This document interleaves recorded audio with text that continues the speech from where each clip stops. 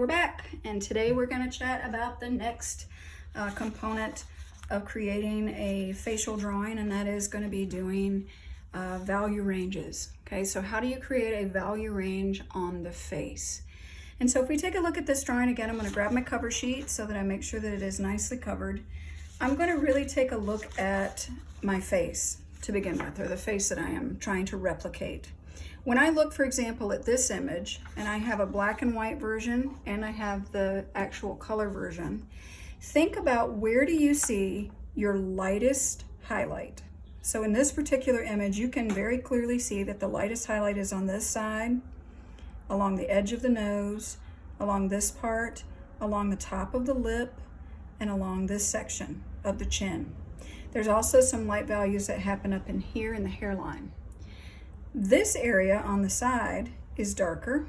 This is darker under this eye. We have some mid-range values, meaning middle grays that go through here and here.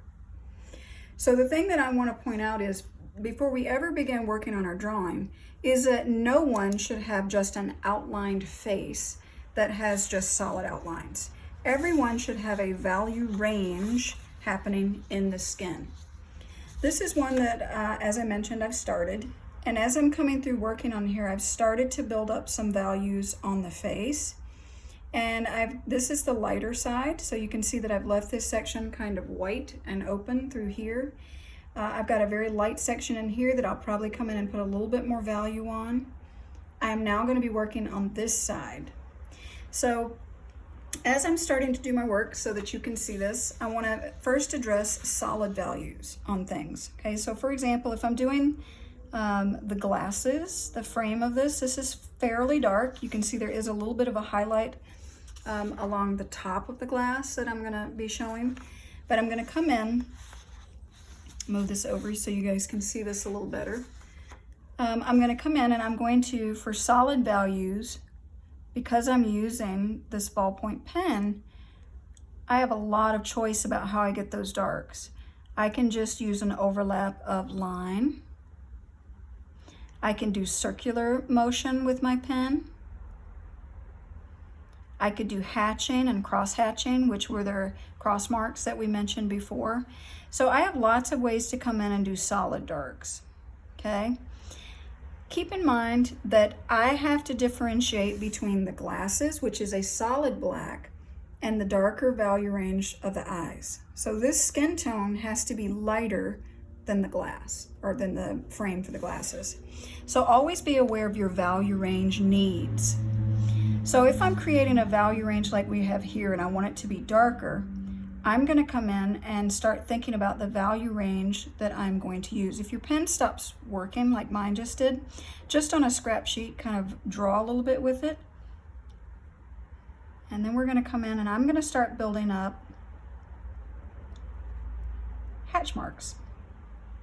And I know that my eyebrows are going to be a darker value, so I'm going to go ahead and put a little bit of that value range in, so that I don't lose the shape of the brow when I'm doing the skin.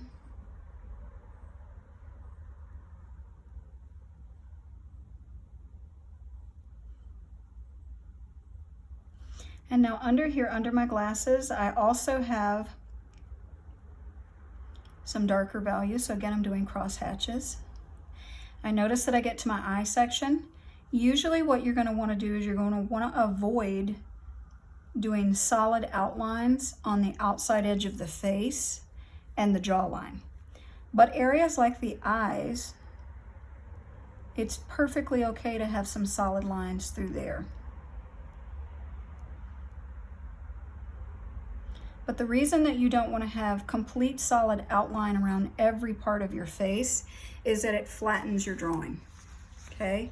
If we have been able to do the shoe drawing, and I'm saying if because we don't know what COVID is going to bring, the shoe drawing, I teach students that instead of a solid outline, you do a broken edge, a broken line, because it's not as flat. I'm giving myself some structure here so I don't lose the edge of the eye, and then I'm going to come in and create a darker value around that eye. And you can see that this mark is just hatching. So those are just soft lines going that way. And then to do cross hatching, I'm coming back and Xing that out to start creating a value. And I'm varying the pressure with my pen. So right now I'm not putting a whole lot of pressure with my pen because I don't want to get too dark too fast.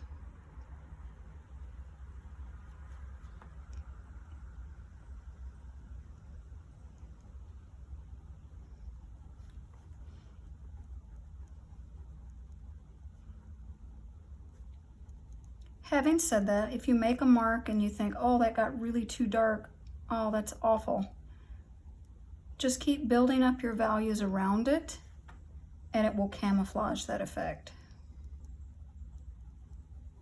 I also like to teach students to think about the form that the face that you're creating. So think about the form on the face, like which direction, which way should your marks go.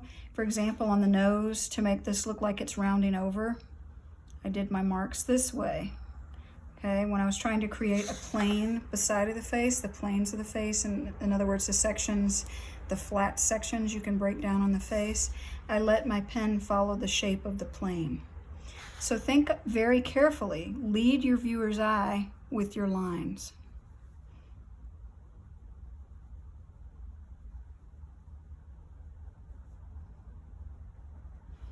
There's a little bit of a lighter value that's going to happen right through there. I want to work on a section that's a little darker now. You can see the gist of what's happening there and the way I'm building up my darks. Okay. As I come down on the face, there'll be a darker value that happens here.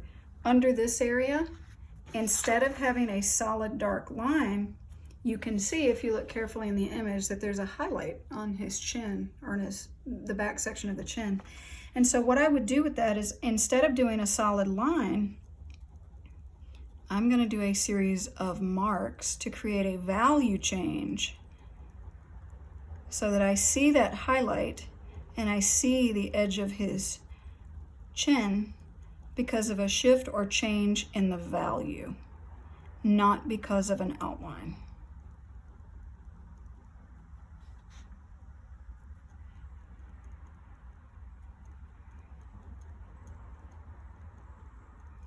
And again, I like to build up layers. I'm a very much layered kind of pen and ink person.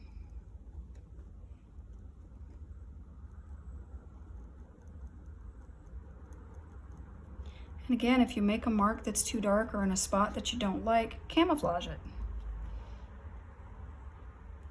You know, we're making art, so if you deviate a little bit from a standard photograph, that's actually expected and good.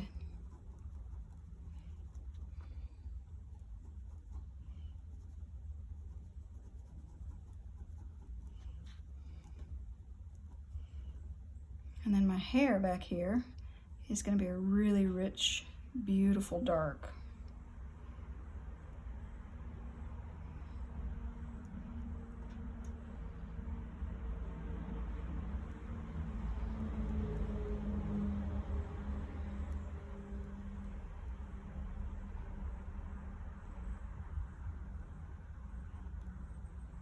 And I can make that edge a line because I'm going to have the hair come down right along that.